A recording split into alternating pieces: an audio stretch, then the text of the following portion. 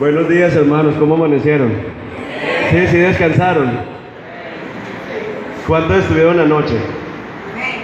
Ah, ya. Me alegra que hayan regresado. Yo pensé que no iban a venir todos, porque después de anoche, ¿cierto? El Señor con ese tema que nos dio. Bueno, hoy la dinámica que vamos a tener, como para que nos ubiquemos en el programa, es que yo voy a compartir muy brevemente un tiempo en la palabra del Señor y luego le vamos a dar paso al hermano Harold, porque la intención es que hoy sea muy práctico, ¿cierto? Es aprender estas herramientas. ¿Cómo puedo yo compartir la fe de una manera no convencional? Entonces él nos va a compartir diferentes modelos de evangelismo y yo lo que voy a hacer es compartirles lo que hay que usar independientemente del modelo que usted vaya a usar, que se llama la oración. ¿Cierto? Porque a veces uno cae en el asunto de que este modelo es el que funciona y como si hubiese un poder en el modelo. No, hay que orar, ¿cierto? Y Dios puede usar estrategias, pero esto es lo indispensable. Entonces, quiero que continuemos en Primera de Reyes, capítulo 18. Primer libro de Reyes, capítulo 18. Y allí vamos a mirar cómo estaba orando el profeta Elías, mirando esa Israel tan idólatra como estaba en ese momento y la forma en la que él estaba orando. ¿Qué podemos aprender de la oración del profeta Elías para nosotros orar por Santa Marta o por Ciénaga, el lugar donde Dios nos ha puesto? Primera de Reyes 18, 30 al 46, versículos 30 en adelante, 30 al 46. Dice así: entonces Elías dijo a todo el pueblo: acercaos a mí. Y todo el pueblo se acercó a él y reparó el altar del Señor que había sido derribado. Lean ustedes el 31.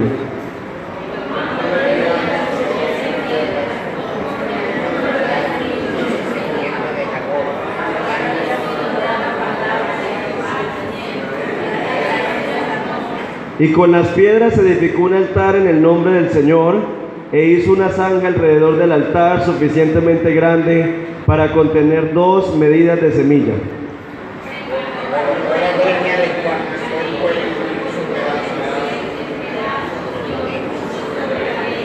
Y dijo: llenad 4 cántaros de agua y derramadla sobre el holocausto y sobre la leña. Después dijo: hacedlo por segunda vez, y lo hicieron por segunda vez, y añadió: hacedlo por tercera vez, y lo hicieron por tercera vez.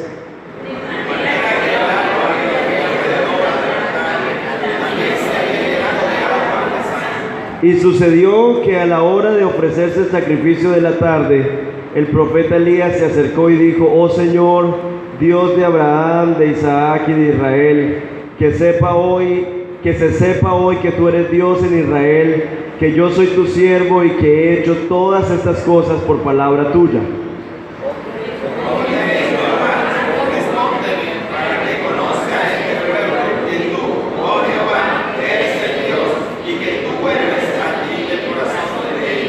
Entonces cayó el fuego del Señor y consumió el holocausto, la leña, las piedras y el polvo, y lamió el agua de la zanja. Viéndolo todo el pueblo, se postraron y dijeron: Jehová es el Dios, Jehová es el Dios. Entonces Elías les dijo: prended a los profetas de Baal, que no se escape ninguno de ellos. Los prendieron, y Elías los hizo bajar al monte Carmel, al torrente Cisón, y allí los degolló.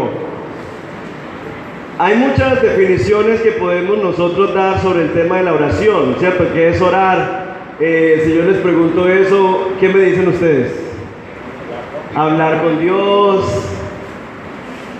intimidad, confesar, ¿cierto? Eso es parte de la oración. Yo confieso mis pecados.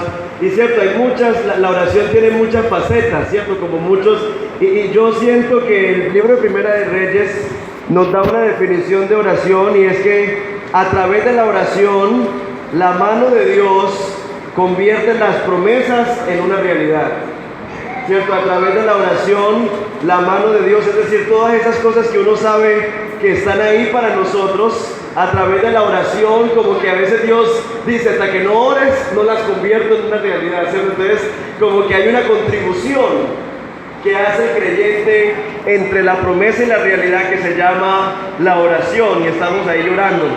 Y hay varias cosas que el profeta nos menciona en este texto que son importantes para prepararnos para orar. Varias cositas. Vamos a mirar qué fue lo primero que el profeta hizo en el versículo 30.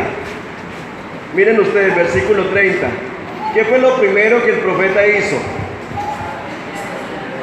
¿Qué hizo? Reparó el altar, ¿cierto?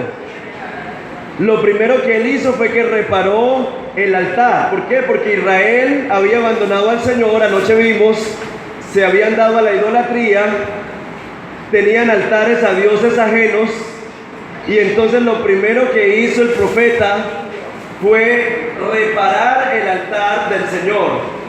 El altar representaba el pacto que el Señor tenía con su pueblo.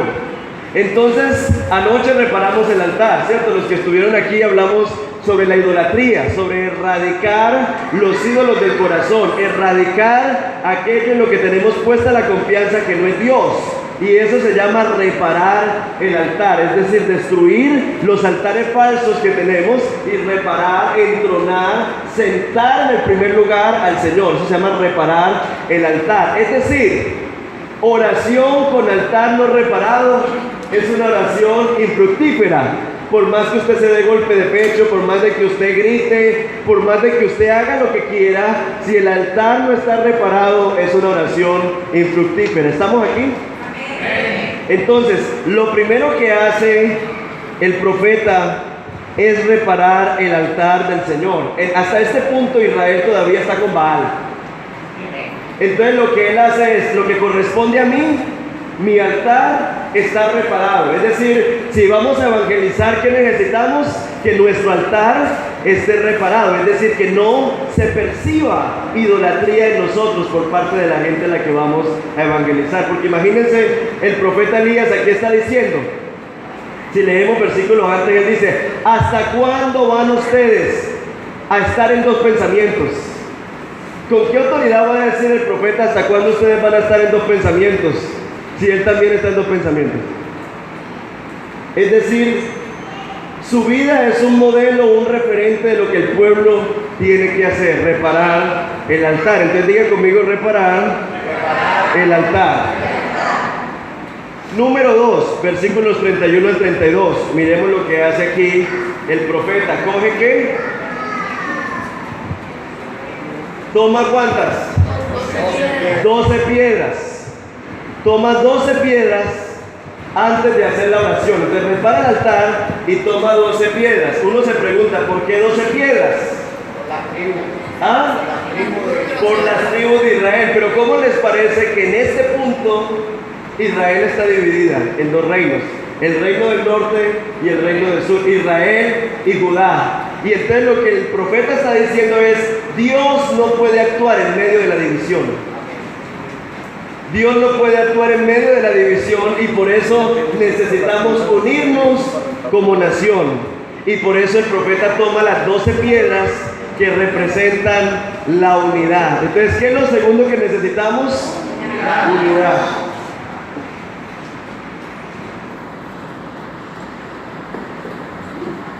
Y ya les voy a explicar por qué este tema de la unidad es importante. La unidad es importante, hermanos, porque Dios, como les digo, no se glorifica en medio de la división. Hay un asunto que define a Dios, y es que Dios es tres personas distintas en un solo Dios verdadero. Es decir, Padre, Hijo y Espíritu, que viven en un nivel de unidad tan perfecta que no los podemos separar. Dice que el Padre levantó a Jesucristo entre los muertos con el poder del Espíritu. Es decir, siempre están los tres trabajando juntos, unidos en un mismo propósito. Entonces Satanás sabe, y por eso la iglesia cristiana de lo que más sufre es de división. Satanás sabe que la división es contraria al carácter de Dios. Entonces, ¿qué es lo que él ha hecho siempre? Miren ustedes, les voy a hacer un recorrido por la historia para que entendamos por qué esto es tan importante, el tema de la unidad. Cuando el Señor creó los ángeles, Satanás tenía ángeles, no tenía. ¿Cómo logró los ángeles que tuvo después? A través de la división. Entonces lo que él hace es sembrar cizaña dentro del patio de Dios. Y a través de la división, él busca ganar adeptos, dividir, ganar. Entonces ganó ángeles. Jardín del Edén. ¿Qué pasa en el jardín del Edén? El ser humano estaba con Dios. Fue y sembró la cizaña. Y intentó entonces ¿qué? Dividir, y efectivamente dividió. Y cuando dividió, ganó. Luego Satanás, cuando Jesús se encarna, cuando Dios se despojó de su gloria y se encarnó, él dijo: mi oportunidad es la tentación. ¿Qué pasaría? Imagínense, ese es el as bajo la manga. O lo agarro aquí o no lo agarro nunca, porque Dios está en su forma más débil.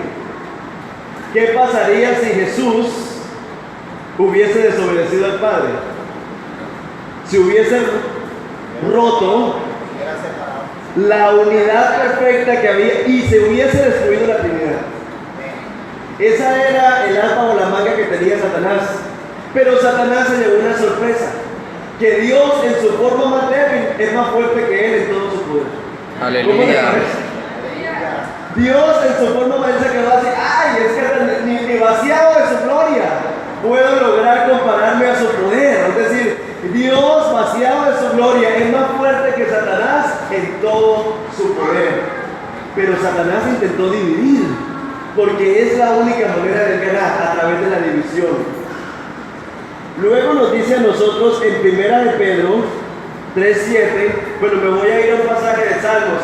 Dice que qué tan bueno y qué delicioso es que habitar los hermanos juntos y en armonía, porque en medio de esa unidad envía el Señor bendición y vida eterna. Es decir, si no hay unidad, si no estamos juntos y en armonía, Dios no envía bendición ni vida eterna, es decir, salvación. Entonces la salvación se expresa mediante la unidad del pueblo de Dios.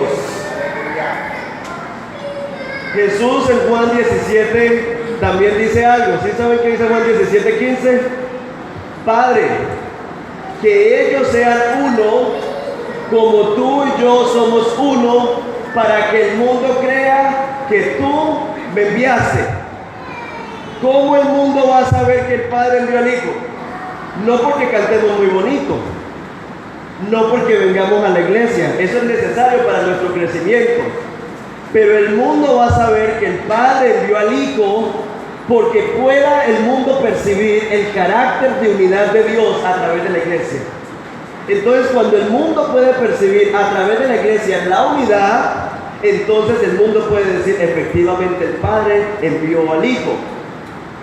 Luego, 1 de Pedro capítulo 3 versículo 7 le dice a los esposos, dice: maridos, convivid de manera comprensiva con vuestras mujeres, como con un vaso más frágil, puesto que es mujer, dándole honor como a coheredera de la gracia de la vida, para que vuestras oraciones no sean estorbadas. Es decir, aquí está diciendo el apóstol Pedro: si usted mantiene alegando y peleando, es decir, si en su casa hay un ambiente de división, la división mantiene a Dios fuera de la ecuación, y por eso aunque ores, tus oraciones no son escuchadas, son estorbadas por la división, porque el carácter de Dios es la unidad y Dios no puede obrar donde hay división.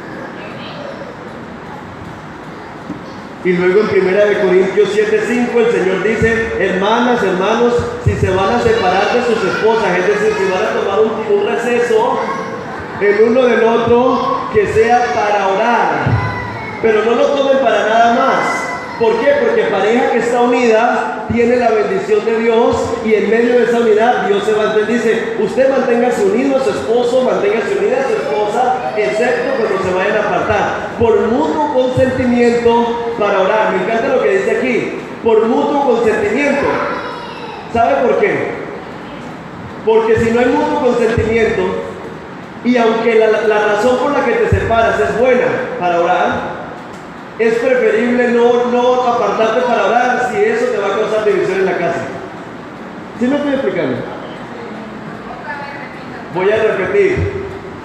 Usted puede decir, yo voy a orar y me voy a apartar para orar. Dice aquí, mutuo consentimiento. ¿Por qué? Porque si el otro le dice, no, pero ¿cómo así? Que no sé qué, que dice más, ahí se causó una división. Y usted sí va y ora, pero ¿qué dice primera de Pedro? Esa oración tiene estorbo, es decir, más te vale estar en unidad que estar orando en medio de división, porque esa oración no es fructífera. Me estoy comunicando hasta aquí. Si ven la importancia de la unidad en la mente de Dios, ahí envía Él bendición y vida eterna. ¿No? Que yo me puedo dar golpes de pecho y eso, si no hay unidad, no hay salvación y no vamos a experimentar la bendición del Señor. Por esa razón entonces, el profeta Elías repara el altar. Y el profeta Elías, en medio de una Israel dividida, el reino del norte y el reino del sur, coge y toma las 12 piedras. Y dice, si Dios va a intervenir, es el pueblo unido, en medio de la unidad. En división, como está la nación, Dios no va a intervenir. Pero las 12 piedras también recuerdan la intervención de Dios cuando los sacó de la tierra de Egipto. Y miren ustedes, en el versículo, ya les voy a decir la cita, en Josué 4, versículo 21, cuando él les mandó a que pusieran las piedras, dice, y habló a los hijos de Israel diciendo, cuando vuestros hijos pregunten a sus padres el día de mañana, ¿qué significan estas piedras? Entonces los padres le explicaban, estas piedras significan el pacto de Dios con nosotros.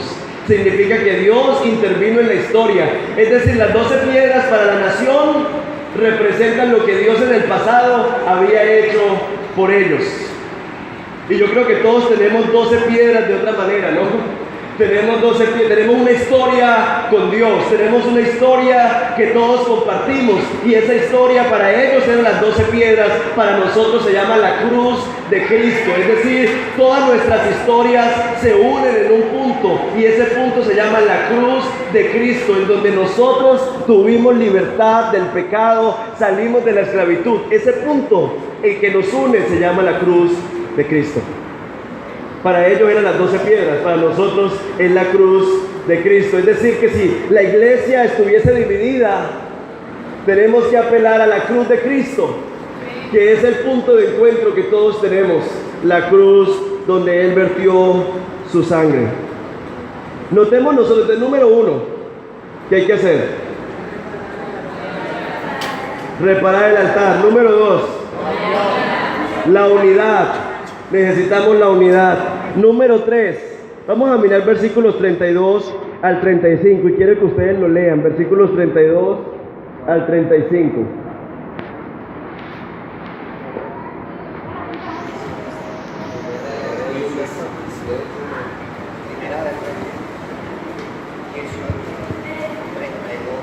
Primer libro de Reyes 18, 32 al 35, ¿qué dice?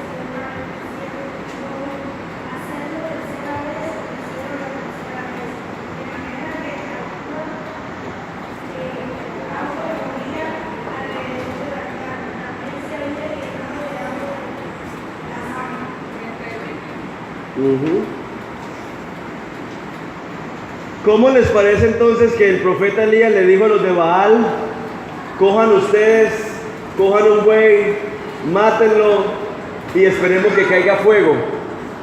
Pero ¿qué hizo el profeta Elías? Hizo lo mismo, pero dijo, al altar del Señor le vamos a poner 4 de agua y el Dios que responda por fuego. Es decir, si yo quiero sacar fuego, ¿será que le pongo agua? No. ¿Sí o no?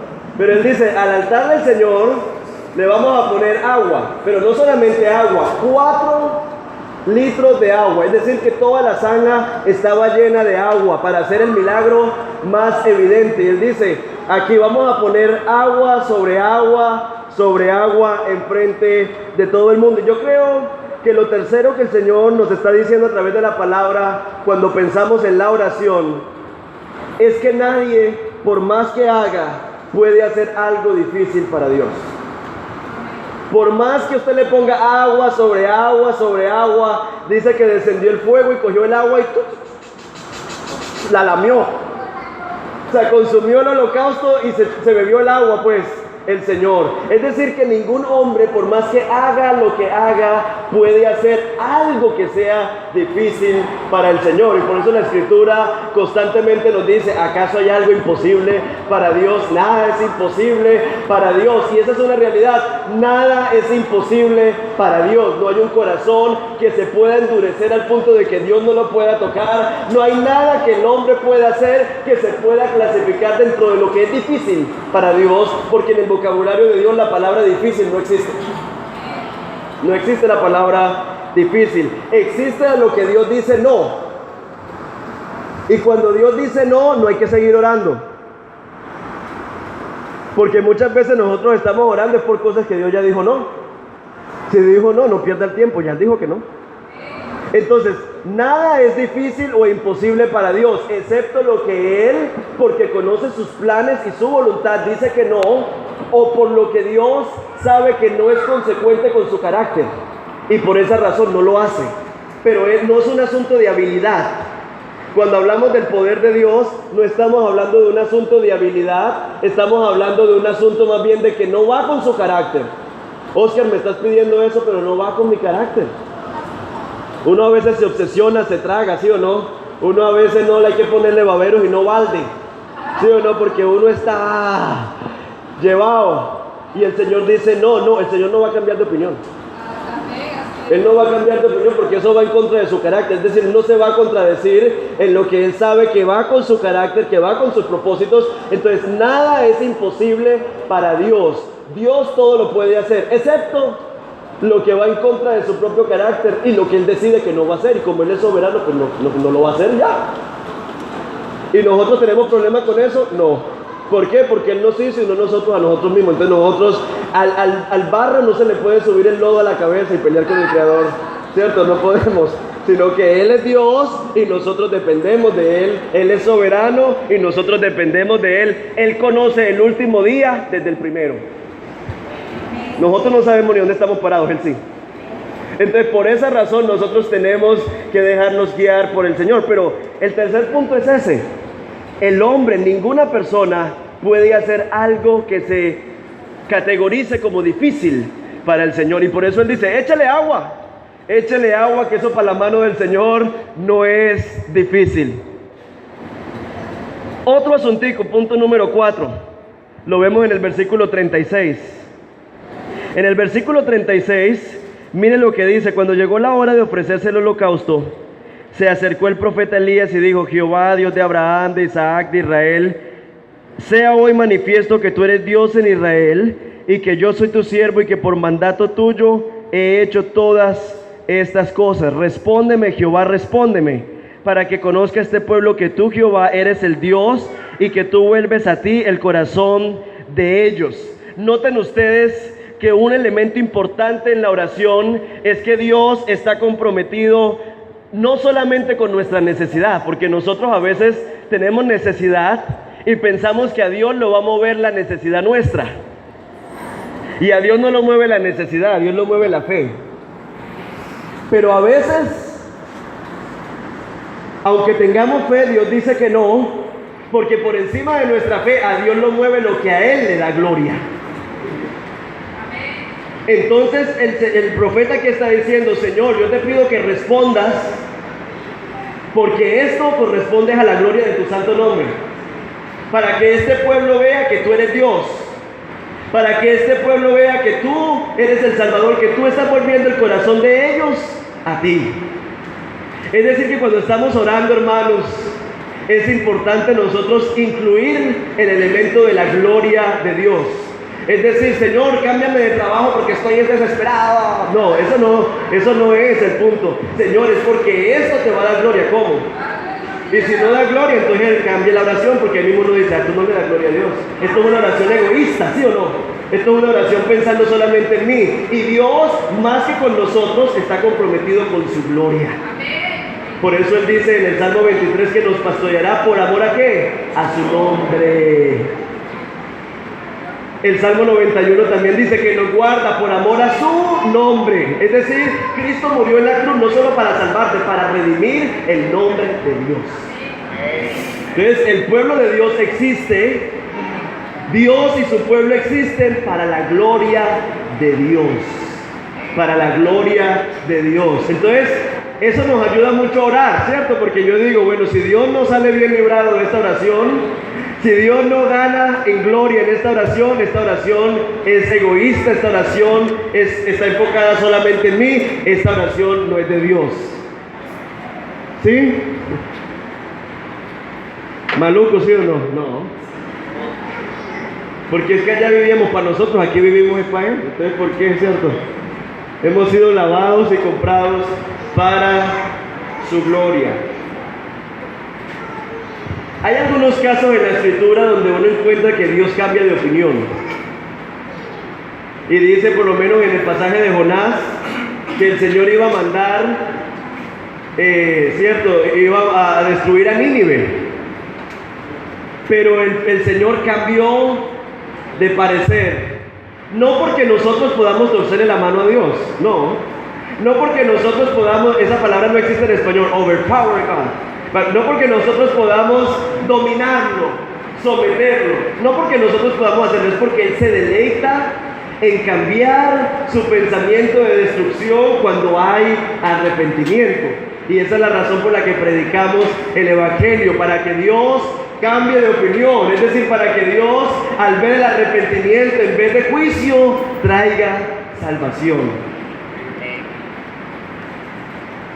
Por otro lado, nosotros encontramos que aquí se está pidiendo que el que es Dios es el Dios que responde con fuego. El Dios que responde con fuego. Y en la Escritura se habla mucho del tema del fuego asociado con Dios. Le habló a Moisés en medio de una zarza ardiente, de un fuego ardiente. Cuando habló con el profeta Isaías, le pasaron un carbón encendido en los labios. Es decir, esta figura del fuego está asociado con el carácter de Dios. Y yo me preguntaba, ¿por qué fuego y no agua? ¿Por qué no otro elemento de la naturaleza, sino el fuego? Y uno sabe, sí, el fuego purifica, el fuego hace, pero hay un elemento más que hace el fuego. Y es que a diferencia del agua, el agua es dominable, ¿cierto? ¿Qué hace usted con el agua? El agua yo me la puedo poner en la mano, la puedo tener aquí, el agua la puedo meter en un balde y ella se deja dominar por el que la usa. El agua la puedo transformar. Yo del agua puedo sacar hielo. Yo del agua la puedo evaporar. ¿Cierto? Es un elemento que está sujeto a nosotros, pero el fuego no. El fuego no se deja dominar. El fuego no se deja moldear. El fuego moldea y marca lo que toca. Y yo se los puedo dar por testimonio la mano. Con esta mano yo me he lavado las manos. Con esta mano yo he hecho muchas cosas con el agua. Pero el día que me cayó fuego en la mano, aquí tengo todavía la muestra de que el fuego pasó por mi mano. Es decir, que Él es un Dios, dice el que fuego consumidor, ¿cierto? Es decir, Él es un Dios indomable. Él es un Dios que lo que toca lo marca. Él es un Dios que no lo podemos controlar, que no lo podemos manipular, que no lo podemos acomodar a nuestro antojo. Él no se deja moldear. Nosotros somos como el agua, pero Él es como el fuego. Amén. No se deja el Señor moldear ni manipular por nosotros.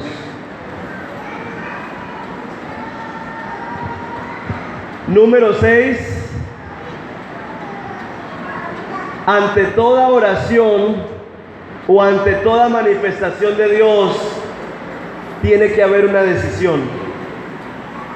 Y en este texto encontramos dos decisiones que hizo el pueblo de Israel. Miren ustedes que el profeta dijo Jehová es Dios, pero ahora es el pueblo el que está diciendo Jehová es Dios después de lo que vio. Es decir, que el pueblo de Dios va a hacer que el mundo se vuelva de su idolatría, porque el mundo va a ver el altar reparado y la oración. Es alrededor del altar reparado y la oración que el mundo va a venir y va a decir: es verdad, el Dios que ustedes predican, ese es el Dios verdadero. Pero por otro lado, ¿qué hicieron los profetas de Baal? Guardaron silencio. Mantuvieron su fidelidad a Baal. No nos sorprendamos de que la gente vea caer fuego del cielo y no sigan a Dios. No nos sorprendamos que la gente vea milagros grandes, les crece la lengua, les crece el pie, les crece la mano. El Señor hace milagros financieros, provee el trabajo, no vuelven a la iglesia. Hay gente, para mí esto es frustrante, pero a su vez me da mucha paz. Como iglesia tenemos que evangelizar y hacer lo que está a nuestro alcance. Pero la realidad en la historia es que los que son salvos son pocos. Así que usted téngase por privilegiado. Dígale que está a su lado: hermano, siéntete privilegiado, porque estás en el paquete, porque estás en el paquete del Señor. En el tiempo de Noé, la familia. En el tiempo de Jesús, y Jesús dijo: muchos pasarán, ¿sí o no?, por la puerta ancha y pocos por la estrecha. Así que nosotros somos de los que hemos pasado por la estrecha. Que tenemos que evangelizar, tenemos que evangelizar. Que tenemos que predicar, pero no desanimarnos cuando vemos que la gente ve el poder de Dios y no sigue a Dios, porque hay gente que aunque vea caer fuego del cielo y que el poder de Dios se absorba el agua, no van a creer. La belleza de este texto es que nos muestra el fin de los impíos. Ahí mismo los degollaron. Y usted dice: uy, Dios mío, pero ¿por qué? Yo no sé si ustedes han querido a veces: Señor, pero ¿por qué estos impíos no los acabas de una vez? ¿Tú por qué no los destruyes de una vez? Bueno, el Señor dice en Apocalipsis que va a venir un tiempo para ese juicio que está preparado, en donde los idólatras, los impíos, los injustos, los adúlteros, toda esa gente va a tener su pago en el juicio final. Pero nosotros vamos a estar como el pueblo, adorando y alabando al Señor, porque fuimos de los que dijimos: Jehová es Dios y como Él no hay otro. Amén. Amén.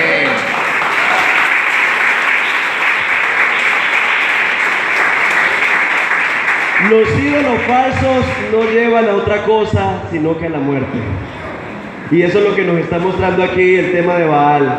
Baal, o como se llame, no nos va a llevar a ningún otro lado sino a la muerte. Solo en Él hay vida eterna. Muy brevemente, hermano Harold, muy brevemente, quiero mencionar otro elemento en el pasaje que estamos mirando. Lo que vimos ahorita en los 6 puntos es cómo me preparo yo para la oración. Tengo que saber que tengo que restaurar el altar, tengo que examinar mi vida todos los días de que no hayan ídolos en el corazón. Tengo que vivir en unidad, tengo que estar mirando: yo estoy bien con mi hermano, estoy bien con mi hermana, estamos murmurando en la alabanza, estamos murmurando en los mujeres. ¿Cómo estamos? Porque si queremos ver la gloria de Dios, no puede haber división. Entonces, todos los días comprometidos a romper toda posibilidad de división dentro del pueblo de Dios. ¿Estamos comprometidos a eso, sí o no? Amén. Número 3. Saber que nada es imposible. Yo no puedo orar dudando, yo no puedo orar como que será que el Señor puede. Él puede más allá de lo que podemos pensar o imaginar. Él puede. Entonces tenemos que venir, dice Santiago, que el hombre que duda es inconstante en todos sus caminos y no recibirá nada de Dios. Entonces tengo que venir sabiendo que Dios puede. ¿Qué otros asuntos necesitamos tener en cuenta? La gloria de Dios, ¿cierto? Cuando vamos a orar me mentalizo: Señor, esto que estoy pidiendo es para tu gloria o no es para tu gloria. Esto te exalta o no te exalta. Número 5. El Dios que responde con fuego. ¿Cierto? Saber de que el Señor responde con fuego. Y número 6. Dios espera una respuesta, una decisión de mi parte. Ahora, Dios nos ha dado promesas pero no las vemos cumplidas todavía. ¿Cómo esperar en la sala de espera? Eso suena redundante, ¿cierto? ¿Cómo esperar en la sala de espera? ¿Qué hago mientras estoy en la sala de espera, en the waiting room? ¿Qué hago, sí o no? Esperando a que me atiendan. ¿Qué hago en la sala de espera? Aquí el profeta nos va a mostrar varias cositas. Versículo 41. Y Elías dijo acá: sube, come y bebe, porque se oye el estruendo de mucha lluvia. Y uno se pregunta, pero ni siquiera hay una nube en el cielo, ¿cómo que se escucha el estruendo de mucha lluvia? ¿Sabes una cosa? La persona que está en la presencia de Dios, esa es la frase del profeta Elías: en cuya presencia estoy.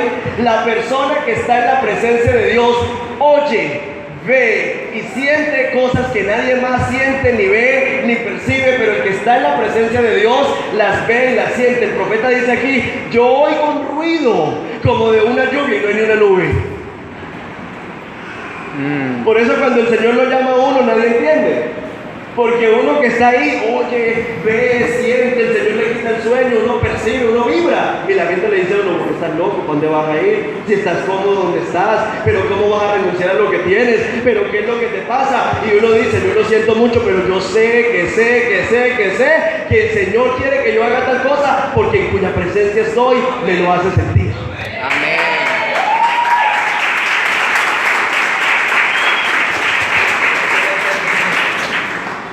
¿Cómo ora el profeta Elías? Tranquilo. Miren ustedes la oración de Elías. Ora tranquilo, con sinceridad y con humildad. Señor, que esta gente vea que yo no me envié solo. Que esta gente vea que tú me enviaste. Dice aquí que lo que yo he hecho es por tu palabra, que tú me enviaste. Sincero. Esperamos con sinceridad. Señor, tú sabes que mi alma está abatida hasta lo sumo, le dijo Jesús al Padre. Oramos con sinceridad, no tenemos que fingir ante el Padre, no tenemos que ponernos caretas frente al Padre, podemos expresar lo que sentimos. Yo a veces le he dicho al Señor en la obra misionera: Señor, tengo ganas de salir corriendo. Señor, sosténme porque me está dando el beriberi. Señor, me hace falta la familia. Señor, ¿qué hago? Uno vive esos momentos. Y está bien ser sincero con el Señor. No tenemos que ponernos la máscara de la espiritualidad todo el tiempo. Está bien ser honesto con el Señor en la presencia de Dios, donde no le vamos a afectar ni ser tropiezo a los pequeños. Ahí uno puede ser sincero con Dios y decirle: ayúdame porque ya no puedo más. Ahí, en la presencia, sincero y tranquilo. Los profetas de Baal, miren lo que hacen ellos. Ellos gritan, danzan, y no es que no podemos danzar, yo no estoy diciendo eso, sino que ellos creen que a través de todo esto es que van a manipular a Dios. Nosotros danzamos no para manipular a Dios, es porque nuestro corazón está lleno de gratitud, ¿cierto? Y gozo por lo que ella hizo. Ellos empiezan a danzar y a danzar y a danzar, y Baal no responde. Luego empiezan a gritar y a gritar y a gritar, y Baal no responde. Y luego empiezan a cortarse las venas, o sea, como los ¿cuáles son esos? ¿Los emos o quiénes son? ¿Ah? Los emos, sí o no, estoy deprimido, me voy a cortar las venas, no quiero vivir. Y todo ese asunto, a ver si de pronto Baal responde. Pero nadie responde, ¿saben por qué? Porque no hay nadie allí. Pero muy interesante que el profeta Elías les dice: gritale más duro. Mirá, no, estoy hablando en voz paisa, pero el profeta no era paisa. Decirle más duro. De pronto está durmiendo. De pronto se fue a mercar, de pronto se fue al sábado, a la olímpica. De pronto está en el baño y no ha podido terminar, porque como es el Dios del agua, bebió mucha agua. Él les está diciendo: el Dios que ustedes sirven es un Dios creado por su propia mente. Y ese Dios creado por su propia mente no les sirve en el día de la aflicción. Es muy lindo tener una imagen de Dios construida por nosotros mismos, ¿sí o no? Porque a veces nosotros tenemos la visión del Dios buffet. ¿Saben qué es un buffet? Yo voy y me como lo que yo quiero. A veces la visión de Dios es la visión del Dios buffet.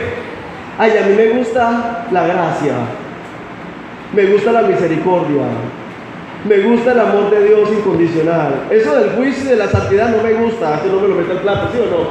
Sino que yo escojo lo que de Dios yo quiero. Y esa es la imagen a la humana de Dios. Esa es una imagen distorsionada de Dios. Dios no es un buffet. Él es fuego, ¿cierto? No se deja moldear. Él antes moldea lo que él toca. Entonces, el Dios Baal es un Dios que es resultado de lo que el hombre quiere. Por eso dice, de pronto se fue al baño porque Baal es como tú. El Dios nuestro no duerme, nosotros dormimos, Él dice que no duerme. ¿Por qué? Porque Él no es un resultado de nuestra mente, Él es más grande de lo que nosotros podemos pensar o imaginar. Entonces, el profeta está diciéndole aquí, hay que orar con sinceridad, hay que orar con humildad, hay que esperar con expectativa, o orar con expectativa. Él siempre le está diciendo al siervo, mira a ver si ya está la nube, mira a ver si ya está la nube. Anda a ver si ya está la nube, y dice, todavía no hay nada. Anda a ver si ya está la nube, y dice el siervo, ya hay una nube como del tamaño de una mano. Y entonces, ¿qué hace el profeta? Sigue orando. ¿Qué hacemos en la sala de espera? Orar con humildad, orar con sencillez. Orar con expectativa, sabiendo que Él puede hacerlo. Y cuando vemos la mano, vemos que la nube se está moviendo, seguimos orando. No desfallecemos en la oración, ¿sí o no? Cuando uno dice, ay, ya el Señor está como resolviendo, ya no madrugo.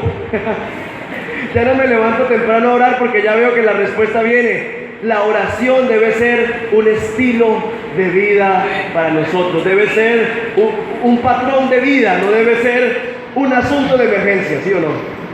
Un patrón de vida. Ora con expectativa, ora con perseverancia. Y leo el último versículo para entregarle al hermano Harold, porque no quiero división en el equipo. El equipo misionero. Versículo 46. Y la mano de Jehová, entonces el profeta le dijo a Acab, el rey, viene una lluvia, coge tu carro y vete al pueblo. Pero miren lo que hizo el Señor con el profeta, versículo 46. Y la mano de Jehová estuvo sobre Elías, el cual ciñó sus lomos y corrió delante de Acab hasta llegar a Jezreel. La oración no solo cambia las circunstancias, el propósito principal de la oración es cambiarte a ti. ¿Me estoy haciendo entender? Él está orando por lluvia, pero el Señor dice, no solamente tengo lluvia, cambio de circunstancias, te voy a ceñir los lomos a ti. Es decir, amén. El propósito de la oración no es solo cambiar las circunstancias, es cambiarte a ti. Y el profeta Elías, por el poder del Espíritu, llega más rápido que el rey que anda a caballo. Es decir, el Señor lo llena de fuerza, al punto de que él puede llegar más rápido que el mismo rey que anda a caballo. Por eso entonces dice la Escritura que los que esperan en el Señor renovarán sus fuerzas y correrán y no se cansarán, ¿sí o no? Y que los jóvenes, aunque somos, ustedes saben, llenos de vitalidad, aunque a veces hacemos flexiones por ahí, ¿sí o no? Y entonces los jóvenes, aunque somos fuertes, flaqueamos, pero los que esperan en el Señor reciben siempre nuevas fuerzas. Y aunque nuestros enemigos anden a caballo, el poder de Dios en nosotros es mayor y llegamos a nuestro destino aún antes que ellos. Entonces el propósito de la oración es cambiarnos a nosotros primero. No solo cambiar las circunstancias, cambiarnos a nosotros. A veces uno viene a orar, cámbialo, te lo entrego, te lo mando. Bueno, todos esos asuntos de desespero por cambiar las circunstancias. Y Dios lo que quiere cambiar en primer lugar es a ti. ¿Me estoy comunicando? Por eso Él dijo, oren por sus enemigos. Oren por los que los persiguen. ¿Por qué? Porque usted empieza a orar. Señor, te presento estos desgraciados. Señor, estos miserables, ruines. Y usted se acuerda que está en la presencia de Dios. Y Dios empieza a cambiar el corazón y dice, ay Señor, pero quién sabe qué pasado habrán tenido. Quién sabe si los habrán abandonado. Quién sabe si les habrán hecho lo mismo. Y de repente uno dice, ay Padre, alcánzalos con tu misericordia. Señor, yo te pido que los bendiga. Uno comienza con desgraciado y termina con misericordia. ¿Por qué? Porque la oración nos transforma. Gloria a Dios. Y por eso Jesucristo en la cruz del Calvario, ¿qué hizo por sus enemigos? Oró. Padre, perdónalos porque no saben lo que hacen. ¿Por qué? Porque a través de la oración mantiene alineado tu corazón con el corazón de Dios. Quiero que repitas esa frase y le entregamos al hermano Harold. La oración mantiene mi corazón alineado con el corazón de Dios. Amén. Que el Señor los bendiga.